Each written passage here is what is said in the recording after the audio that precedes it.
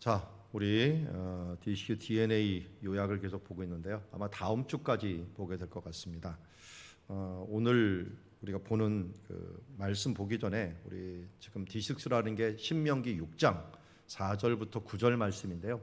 이 앞에 7절 말씀까지가 중요하다고 했어요. 우리 같이 이 왼쪽에도 있고 오른쪽에도 있는데 보이는 대로 읽어주시기 바랍니다. 같이 어느 것이 잘 보이느냐에 따라 읽어주시면 됩니다. 시작. 이스라엘아 들으라. 우리 하나님 여호와는 오직 유일한 여호와이시니 너는 마음을 다하고 뜻을 다하고 힘을 다하여 내 하나님 여호와를 사랑하라. 오늘 내가 네게 명하는 이 말씀을 너는 마음에 새기고 내 자녀에게 부지런히 가르치며 집에 앉았을 때에든지 길을 갈 때에든지 누웠을 때에든지 일어날 때에든지 이 말씀을 강론할 것이며. 아멘. 자, 여기에서 핵심 문구들을 다시 확인합니다. 우리 하나님은 어떤 분이라고요? 오직 유일하신 여호와시다. 오직 유일하신 여호와, 유일하신 여호와를 우리가 경외해야 됩니다. 그분이 우리의 유일하신 분이라는 걸 잊지 말고 그분을 바라보고 그분을 두려워하는 삶을 살아야 됩니다. 그 하나님을 또 어떻게 해야 돼요? 내 마음을 다하고 뜻을 다하고 힘을 다하여서 내 하나님 여호와를 사랑하라. 하나님을 사랑하고 예수님은 이에 더하여 이와 같이 내 이웃을 내 몸과 같이 사랑하라 라고 말씀했습니다. 우리의 책임은 무엇입니까? 이 말씀을 우리 마음에 새기고 이것을 우리 자녀에게 부지런히 가르친다. 생활 중에든지 잠을 잘 때든지 항상 강론하라고 말씀하고 있습니다. 그래서 우리가 D6는 예수님의 대계명이고 이것은 마가복음 12장 29절 30절에서 가장 큰 계명이 무엇이냐라고 말할 때 여호와를 경외하는 유일하신 하나님 되심과 또 하나님을 사랑하는 것이 우리가 해야 될 가장 큰 계명이다. 신명기 6장에서는 이것을 자녀에게 부지런히 가르치라. 6장 3절에서는 이렇게 하면 내가 크게 번성할 것이다. 하나님의 복받는 길이 바로 우리에게 주어져 있음을 이야기하고 있습니다.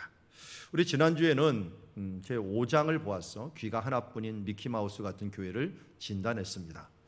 교회와 기업의 닮은 꼴, 기업이 막 찍어내듯이 교회도 막 찍어내는 일들을 지금 하게 되었고요. 미키마우스 사역과 잃어버린 다음 세대, 연령별, 세대별, 부서별 틈새를 조심하라. 가정 공동체의 팀 사역, 이런 부분들을 함께 보았습니다. 자, 이제 7장으로 가서 6장인가요? 예, 6장이네요. 6장에서 담임 목사 리더 컴플렉스라고 하는 제목을 가져 보도록 하겠습니다.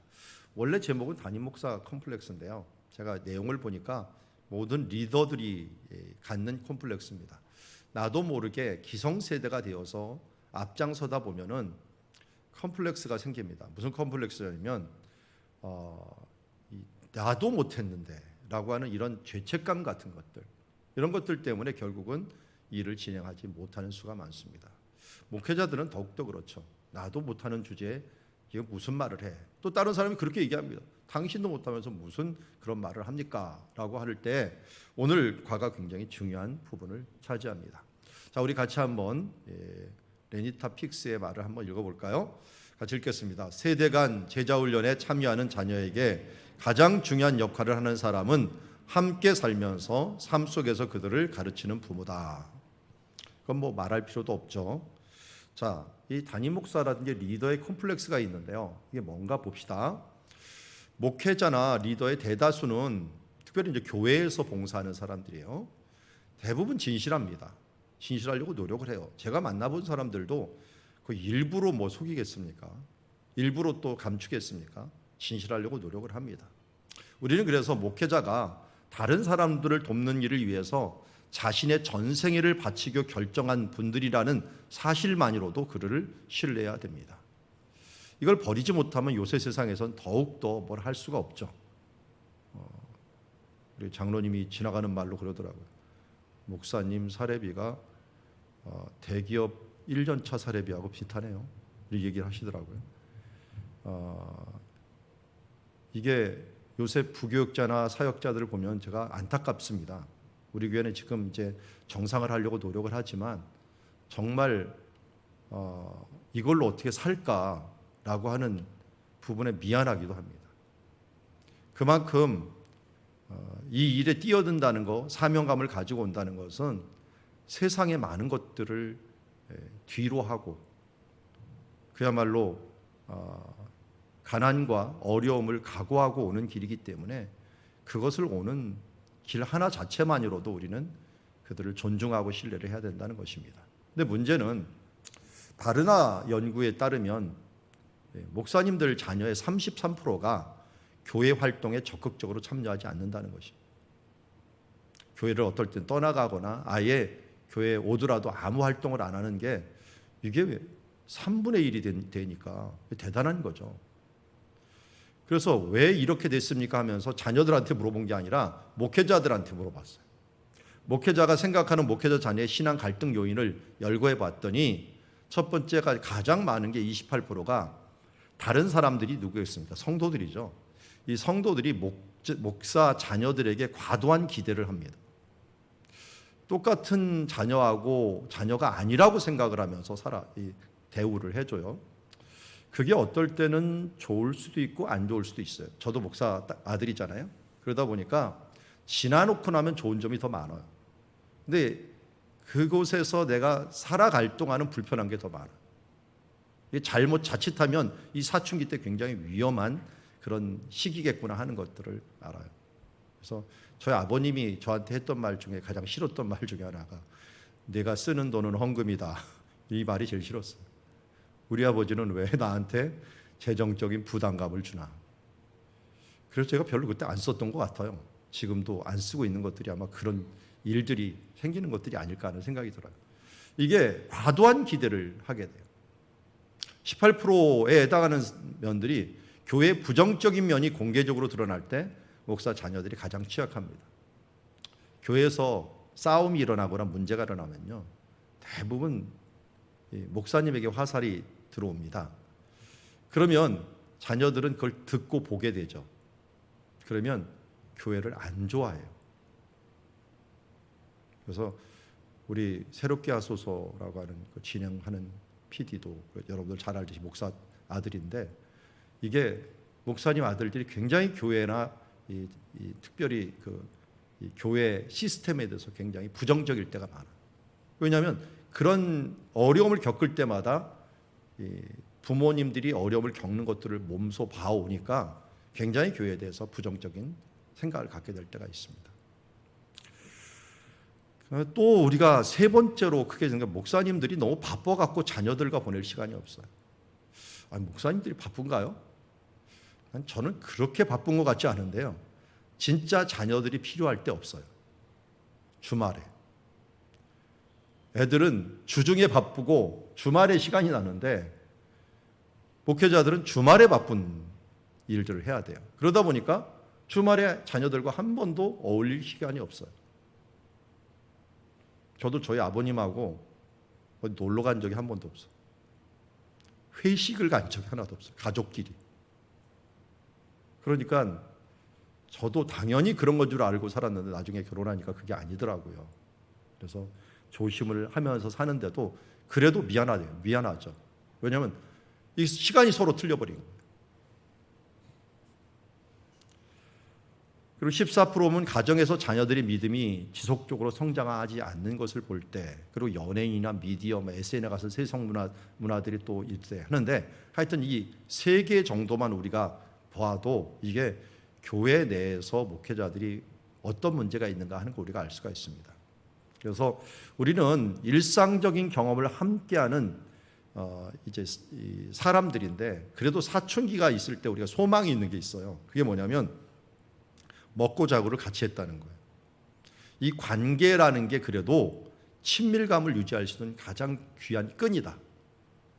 이 부분도 우리 일단 전제를 해야 돼요. 근데 이 목회자들이 실수하는 것 중에 하나가 차라리 아이들을 가만두면 되는데 아이들이 잘못하면 그냥 부글부글 끓어갖고 강압적으로 신앙을 강요할 때가 있어요. 주로 많은 목사님들 그래요. 저는 이상하게 신앙에 좀 씨앗이 있었는지 우리 아버님이 말하는 것보다 더 열심히 했어요. 그러다 보니까 제가 이 설교 노트를 다 쓴 거 보니까 지금도 있어요.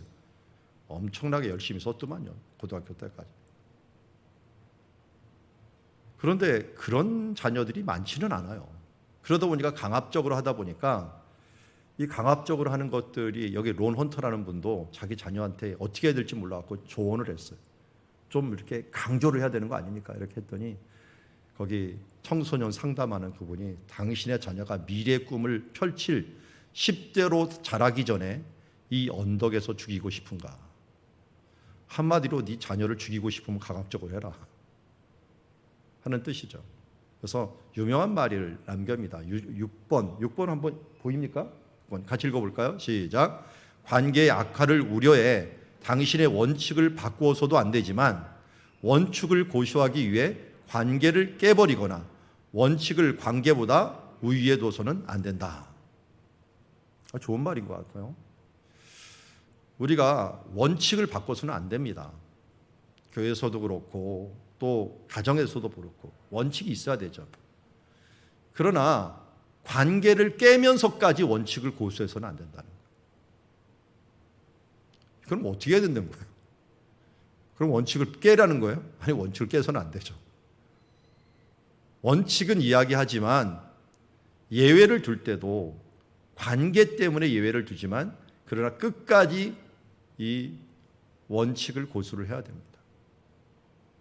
예를 들어서 우리가 주일 성수라든지 그리고 하나님 앞에서 지켜야 되는 이런 그 말씀에 대한 부분들을 지킬 때는 우리가 원칙을 고수를 해야죠. 그렇다고 이것 때문에 죽고 사는 문제가 생기는데 그걸 갖다가 하면 안 되겠죠. 예수님도 그랬죠. 예를 들어서 동물이 저 구덩이에 빠졌는데 안식이라고 해서 안 건져낼 거냐.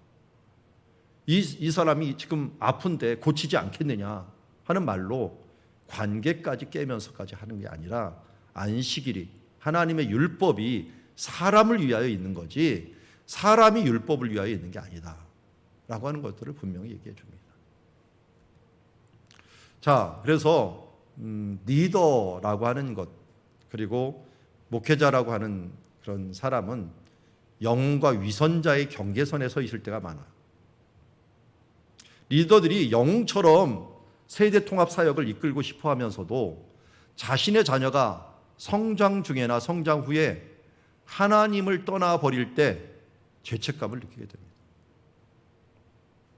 자녀가 떠나게 되는 주요 원인은 아마도 자녀들이 신앙생활에 대한 근본 문제를 제기했을 때 부모가 그들과 대화하기보다는 신앙을 강요하여서 관계를 악화시켜 버렸기 때문에 일어나기도 합니다. 그러니까 이러한 목회자는 위선자라는 말을 들을까 봐 두려워하고요. 자녀 교육에 실패했다고 느끼는 목사들은 성도들에게도 신뢰성을 잃어버릴 것을 두려워합니다. 그리고 그들은 잘못 살아왔다고 자책하느라고 고통스러운 시간을 지내기도 합니다. 저도 그럴 때가 많으니까. 저도 사실은 목회를 몇 번이고 그만두려고 했어요. 왜냐면 우리 자녀들 때문에. 사춘기 때 이 자녀들의 문제를 내가 해결하지 못하면서 내가 내 가정도 제대로 이끌지 못하는데 무슨 목회냐. 몇 번 그런 마음들이 올라왔어요. 물론 그것이 결정적인 건 아니지만 그런 마음이 울컥울컥 올라올 때가 있었습니다. 여러분들도 안 그렇습니까? 아마 문제가 생길 때마다 내가 하면서 내가 이걸 할 수 있어라고 생각을 합니다. 그런데 우리가 일을 할 때는 때로는 죄책감을 뒤로해야 될 때가 있습니다. 죄책감은 그들을 회개를 통해 죄에서 벗어나게 하는 긍정적인 영향을 줍니다. 분명 내가 죄에 대한 일들이. 지금 세상 사람들은 왜 예수를 못 믿냐면 죄책감이 없어서 그래요. 내가 왜 죄인이야? 아주 뻔뻔스럽습니다. 그러다 보니까 예수를 못 믿는 사람의 대부분은 자기가 죄인이 아니라고 생각해요.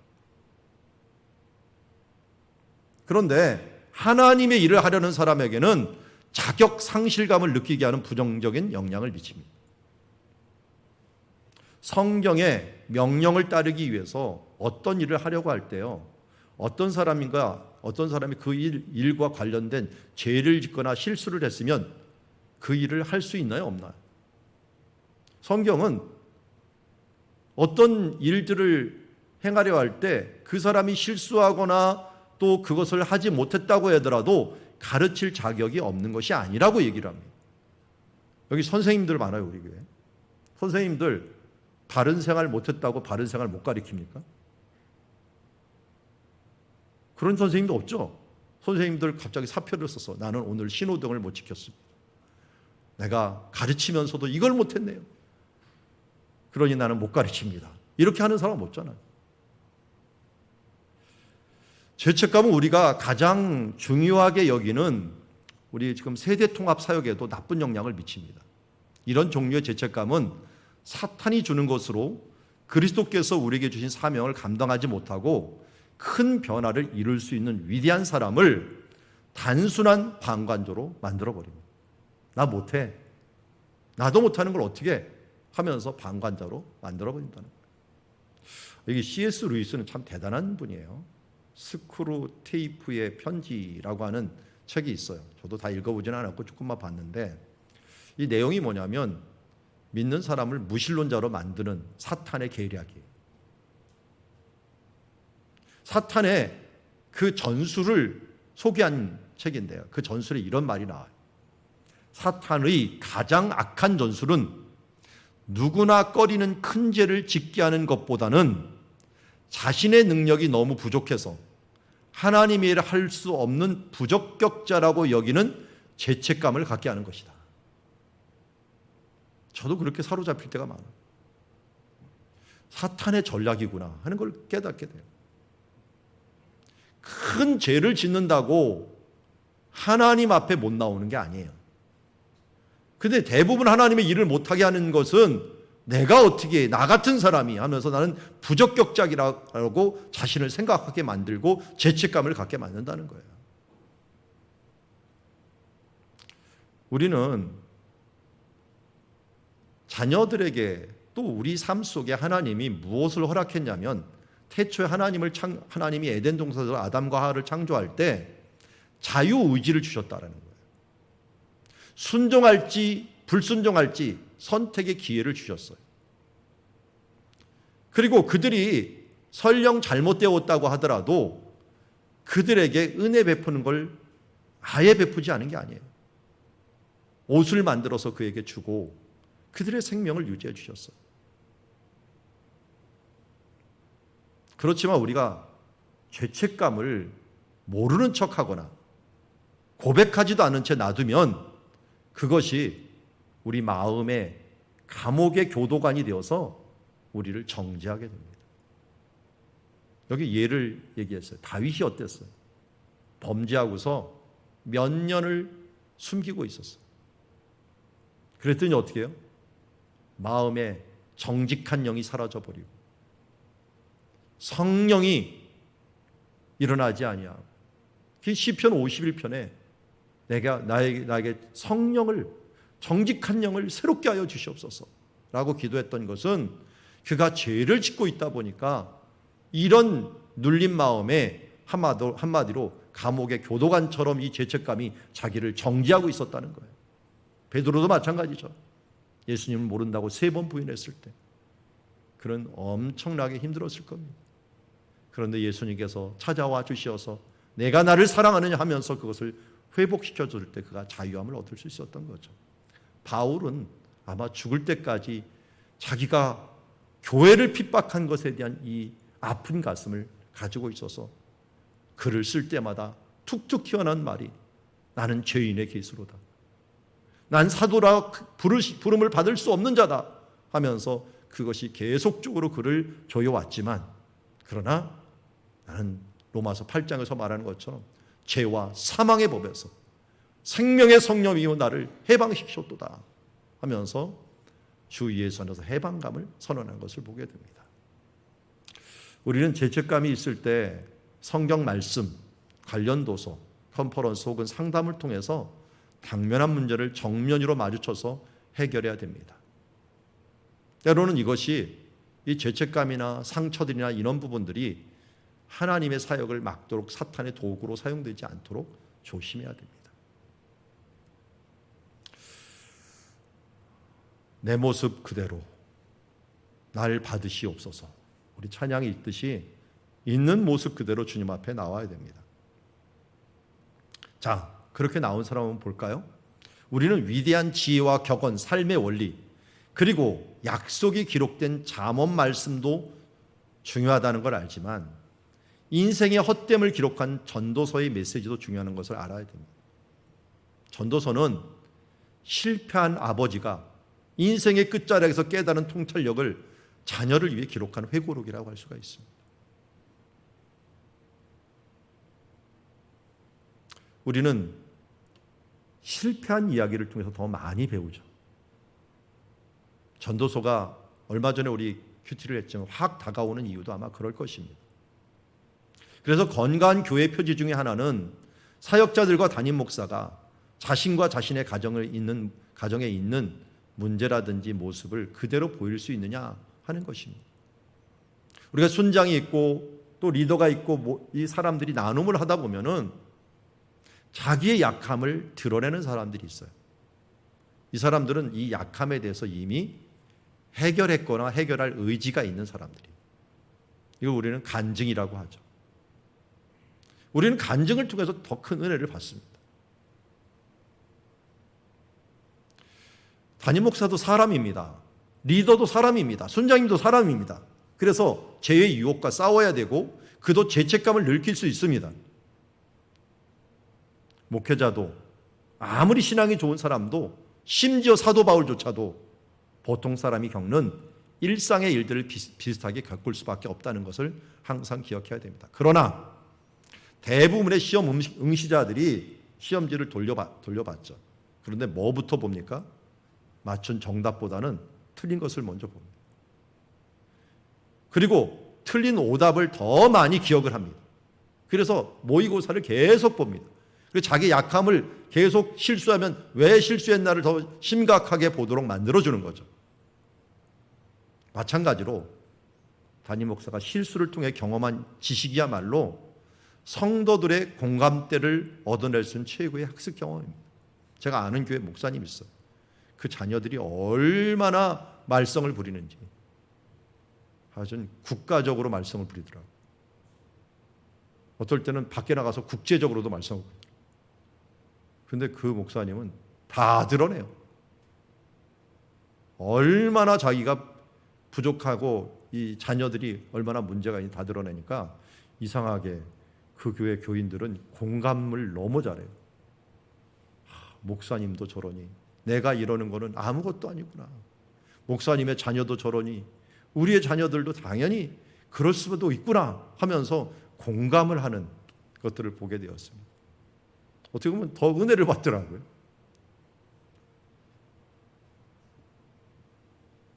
성도들이 내가 한 동일한 실수를 그들이 되풀이하지 않도록 돕기 위해서 우리가 첫 발을 내디뎌야 된다라고 말합니다.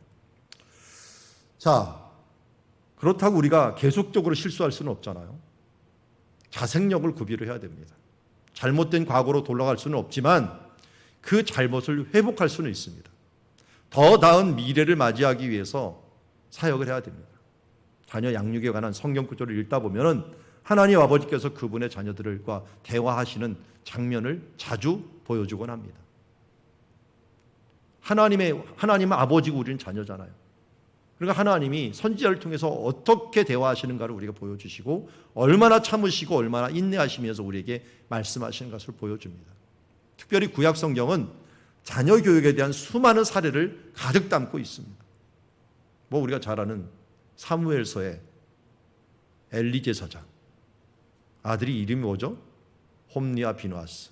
어떻게 교육하는가? 그리고 한나는 사무엘을 어떻게 교육했는가 하는 부분들을 통해서 우리는 많은 사례를 알게 됩니다. 신약 성경도 실망스럽게 행동하는 제자들을, 자식과 같은 제자들을 그렇게 어떻게 훈련했는지를 담고 있습니다.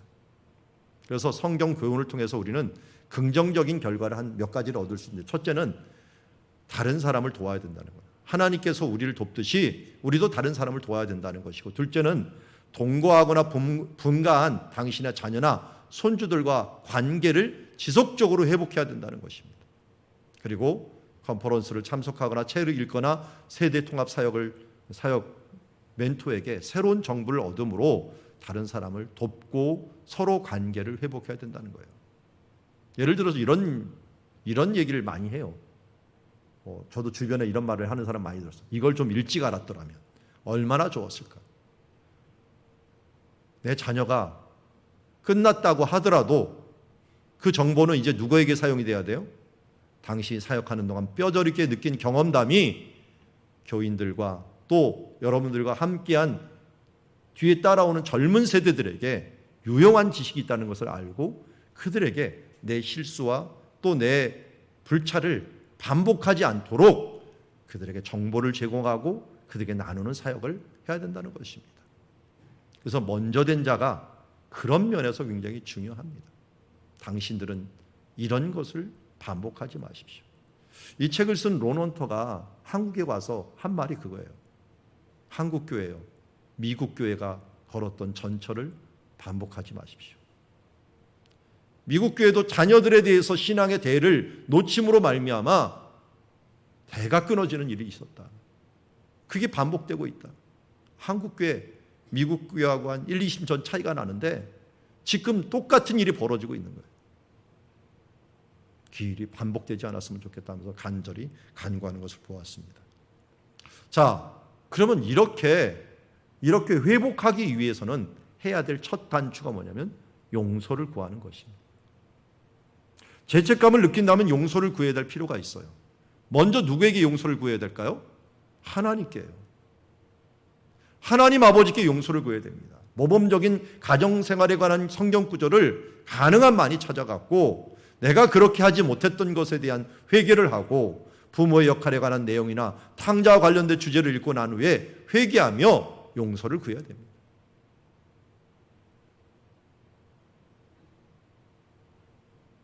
저도 가정 예배를 할 때 제일 먼저 한 게 아이들한테 용서를 구하는 거예요. 미안한 것들이 저도 모르는 사이에 아이들한테 쌓인 것들이 있더라고요. 용서를 구하는. 그런데 이게 먼저가 아니라 하나님께 먼저라는. 내가 이렇게 부족한 자였구나. 그리고 나서 둘째가 용서를 구할 대상은 자녀입니다. 자녀가 탈선하도록 직접적인 영향을 미친 일은 없다고 하지만 적어도 이미 산산조각이 나버린 자녀의 마음에 대해서는 잘 몰라주었다는 것입니다. 관계를 방해하는 벽을 허물기 위해서는 당신에게도 책임이 있다는 사실을 받아들일 필요가 있습니다. 목사님의 자녀들에 대한 다른 사람들의 과도한 기대, 교회 부정적인 면에 대한 폭로, 목사들이 너무나 바쁜 삶, 그리고 교회와 가정에서의 믿음의 삶과 일관성이 없는 상황, 이 모든 것들을 먼저 인정하고 사과하고 그리고 교인들 앞에서도 용서를 구하면서 앞으로 사역을 위한 소통의 채널이 열리도록 우리가 노력을 해야 됩니다. 죄책감을 가운이나 마스크로 가리는 것처럼 가리는 목사가 되고 싶은가? 아니면 겸손하고 투명하고 그리고 화해를 실천하는 성경적인 관계를 회복할 것인가 하는 부분들을 우리가 결정을 해야 됩니다.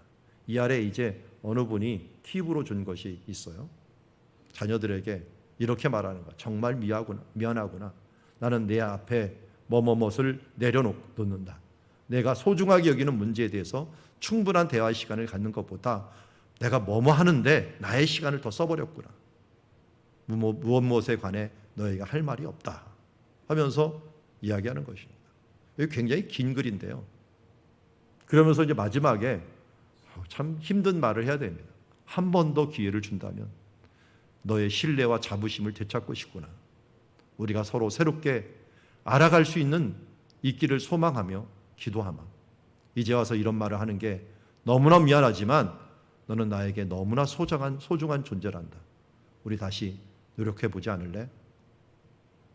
아버지가, 특별히 목회자가 자녀하고 문제가 됐을 때 이 정도, 이 이상을 가야만이 회복이 될까 말까 합니다. 여러분들의 자녀에서는 어떤 관계에 있습니까? 우리가 먼저 된 자로서 먼저 된 자가 손을 내밀어야 될 때가 굉장히 많습니다. 전문가 증후군을 경계해야 됩니다. 강력한 가정을 세워야 하는 목적과 유익을 교회 사역자들이나 교인들과 함께 나누어야 됩니다. 어떻게 나눠야 될까요? 구약 성경은 자녀 교육에 대한 수많은 사례를 담고 있지만 신약 성경, 아까 말했던 거네요. 이건 아까 얘기했던 것들 좀 쭉 얘기를 하는데요. 3번으로 갈게요. 자신과 자신의 가정의 연약함을 드러내는 아픔을 딛고 일어서서 세대 통합 사역에서 동일한 실수를 반복하지 않도록 해야 됩니다. 그리고 아무도 당신에게 성공담만 가득한 가짜 답을 원하지 않습니다. 차라리 실패를 통해 체험한 진짜 경험담, 이것이 문제를 개선할 수 있습니다. 우리 농구의 황제라고 알는 마이클 조던 아시죠? 마이클 조던은 이렇게 말을 합니다. 나는 9,000번이나 슛에 실패했고 거의 300게임에서 패배했으며 게임을 승리로 이끌 수 있는 결정적인 슛을 26번이나 실패했다. 나는 실패하고 또 실패했다. 그런데 그 수많은 실패의 경험이 내가 성공한 원인이다.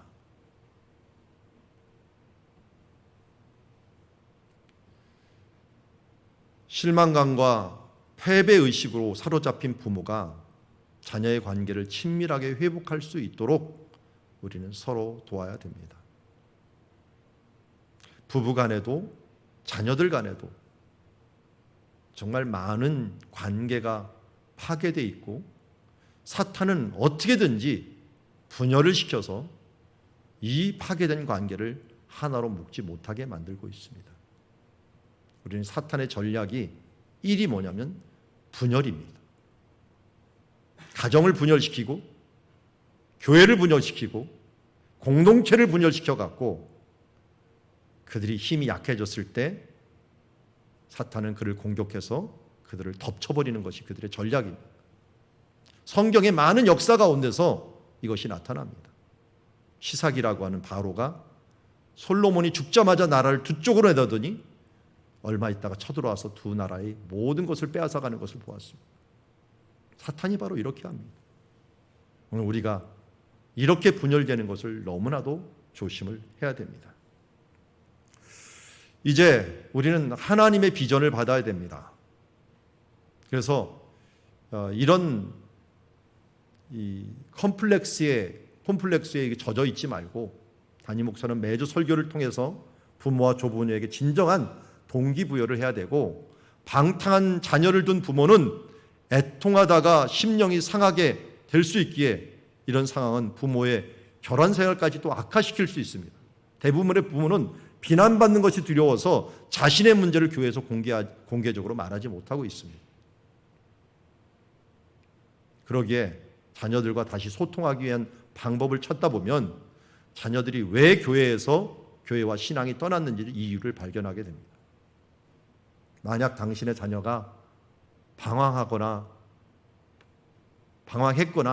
있다면 그 자녀에 대해서 더 잘 살펴보고 그 내용을 잘 기록해야 됩니다. 그리고 이 문제에 대해서 해결하는 것도 중요하고요. 해결하는 기록을 남겨서 다른 사람을 도울 수 있습니다. 문제 해결을 위한 최고의 방법은 가정이 부모의 최고의 우선순위가 되게 하는 모델을 만드는 것입니다. 목회자조차도 가정이 1순위라고 하는 부분들을 일단 전제하고 가야 돼요.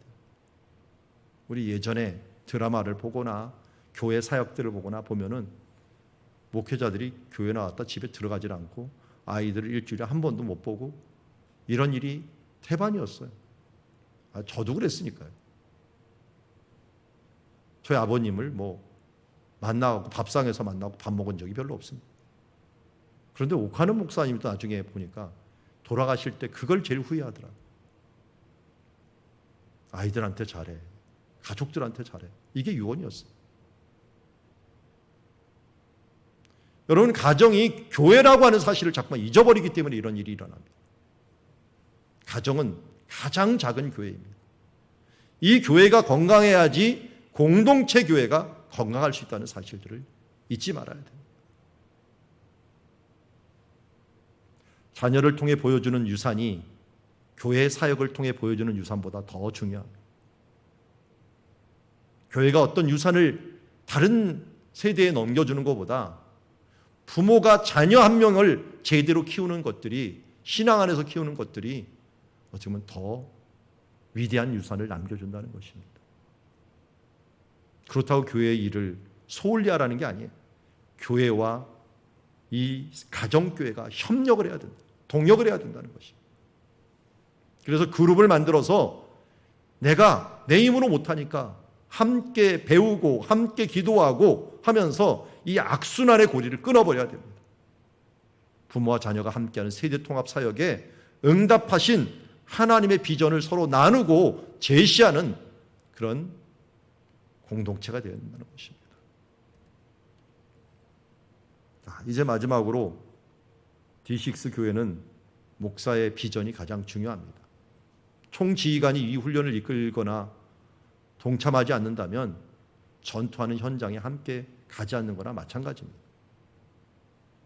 담임 목사가 이 사역을 주도적으로 이끌지 않으면 교인들도 중요하게 여기지 않습니다. 자녀가 부모의 태도에 영향을 받듯이 교인도 담임 목사의 태도에 영향을 받습니다.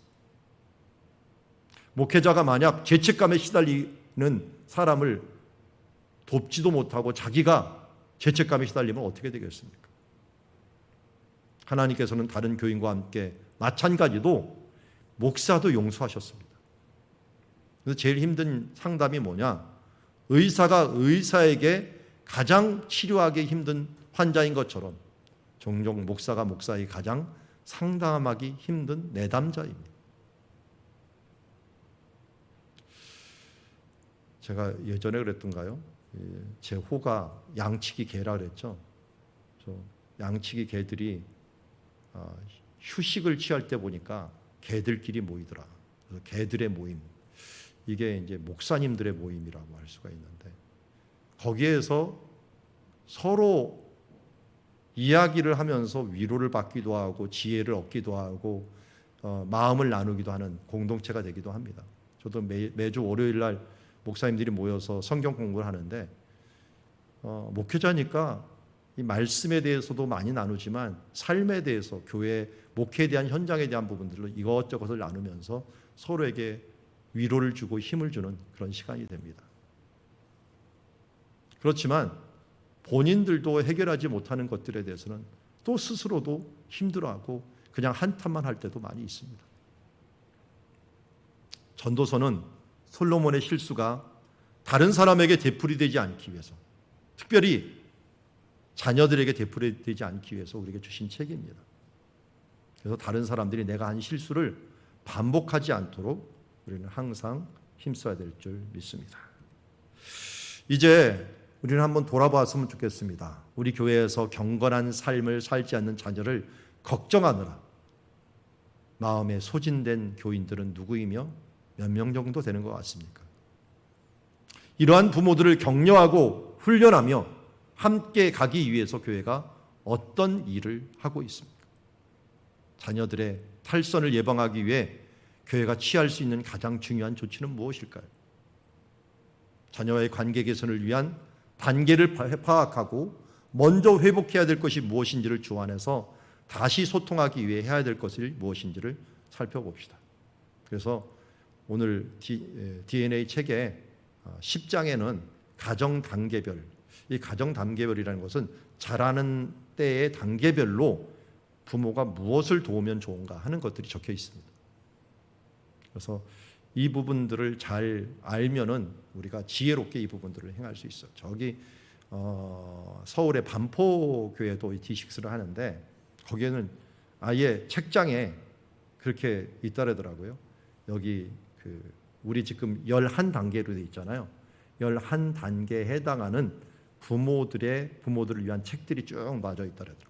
뭐 태아기에 있는 자녀들에게 유익한 책, 또 이제 초등학교 들어가는 아이들의 유익한 책, 사춘기에 맞는 사람의 유익한 책, 이렇게 갖고 돕는 책들을 쭉 해놨는데 저도 한번 가서 필요한 책들을 한번 골라와야 될 것 같아요. 우리가 서로를 돕는 일들을 해야 됩니다.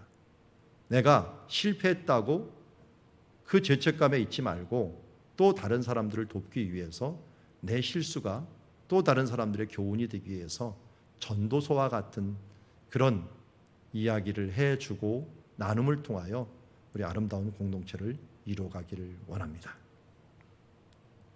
자, 오늘 우리가 D6 예수님의 대계명인 신명기 6장의 이 D6를 지속적인 발전을 위해서 함께 기도했으면 좋겠습니다. 먼저 D6 정신의 두 가지는 딱 이겁니다. 여호와를 경외하는 것이에요. 두 번째는 전심으로 하나님을 사랑하고 이웃을 사랑하는 것입니다. 이 일들을 우리가 이루기 위해서 교회적으로 힘써야 될 것들이 세 가지를 지금 우리가 골랐습니다. 먼저 모든 장년이 소그룹 나눔에 참여해서 먼저 교사로서 무장이 돼야 돼요. 제자가 돼야지 다른 사람들을 제자화시킬 수 있습니다. 두 번째, 모든 가정이 교회라는 사실을 인식하고 가정 예배를 드려야 돼요. 가정 예배만 드리면 제가 자신합니다. 사춘기에 있던 자녀건 문제가 있는 자녀건 관계가 회복됩니다. 하나님은 우리와의 관계를 어떻게 회복하기를 원하십니까? 하나님과 우리가 회복하는 가장 중요한 방법이 예배입니다. 하나님 말씀이라는 이 예배를 통해서 하나님 우리와 관계를 회복한다면 우리와 자녀들과의 관계는 어떻게 회복되느냐? 내가 아무리 하려고 하는 게 아니라 예배를 통해서 회복이 된다는 것입니다. 여러분, 어떤 형태이든 간에 가정 예배를 시도하십시오. 세 번째, 우리가 실천해야 될 것들은 부모가 가진 권한이자 또 의무인 이 축복권을 활용을 해야 됩니다. 이미 다 커서 떠난 자녀들, 이 자녀들에게는 SNS를 통하여 축복한다고 계속 이야기하십시오. 그리고 좀 부탁 좀 하십시오. 아멘이라고. 좀 말 좀 해라. 그거 안 할 겁니다, 아마. 부탁을 좀 해야 됩니다. 살살 껴여가 그래도 내가 이렇게 축복하면 아멘이라도 밑에 좀 써줘라. 딸들은 잘 쓰더라고요. 근데 아들놈은 이게 어쩌다 한번 기분 내킬 때 한번 아멘, 저도 사랑합니다. 뭐 이렇게 가끔 쓰더라고요. 여러분, 그래도 어떻게든지 그렇게 하는 게 뭐냐면 관계를 이어주는 거예요. 관계를 이어주는 거예요. 자, 그리고 이 일들에 앞장서고 있는 오늘 담임 목사 콤플렉스처럼 저도 이게 자꾸만 죄책감을 들 때가 있고 연약함이 보일 때가 있습니다. 자격지심이 자꾸만 들 때가 있어요. 영성과 분별력을 위해서 계속적으로 기도해 주시기 바랍니다. 그리고 이제 D6 준비위원회가 발전위원회가 되면서 가정과 교회가 동역하도록 잘 돕게 해주시고 순장님들이 교회 교사로서의 역할을 잘 감당할 수 있도록, 그리고 교육자와 교사들이 효과적으로 가정교회를 도울 수 있도록, 그리고 우리 모두가 기도보다 앞서지 않고 말씀 안에서 행할 수 있도록 위해서 기도해 주시면 감사하겠습니다. 우리 D6 발전위원회가 지금도 계속적으로 만들고 이제 다음 주에 뭔가 액자도 만들어 갖고 결단한 사람들 주고 또 연결하고 할 텐데요. 여러분 적극적으로 도우면서 우리가 하나 되어서 하나님의 이 대계명을 이루어 자손 대대로 천대까지 신앙의 대물림이 이어지는 우리 사랑누리 교회가 되게 하옵소서, 우리 가정이 되게 하옵소서 하는 마음으로 함께 기도하기를 원합니다. 우리 시간을 합심해서 기도하며 나가도록 하겠습니다. 하나님 아버지, 오늘도 우리가 예수님의 대계명인 D6를 위하여 기도하며 나아갑니다. 하나님, 이 D6 정신처럼 유일하신 여호와 하나님을 경외하는 자 되게 하여 주시옵소서. 여호와를 경외하는 것이 지식의 근본이요 지혜의 근본이라고 말씀하신 주님, 오늘 그 경외를 통하여 하나님께 영광을 돌리며 하나님 말씀을 실천하는 자 되게 하여 주옵소서. 특별히 하나님께서 마음을 다하고 뜻을 다하고 힘을 다하여 주 너의 하나님을 사랑하여 하셨사오니 자기의 아들을 아끼지 아니하시고 우리에게 내어주신 하나님의 사랑 앞에 우리도 주님을 사랑하는 자 되게 하여 주시옵소서. 주님의 응답하는 삶 되게 하여 주시옵소서. 주님이 사랑하는 소자들을 우리도 이웃을 사랑하는 삶을 살아갈 수 있도록 은혜 베풀어 주시옵소서. 하나님, 모든 장년이 이제 소그룹을 나눠 그 나눔에 참여하기를 원합니다. 먼저 제자가 되기를 원합니다. 먼저 깨닫기를 원합니다. 먼저 배우기를 원합니다.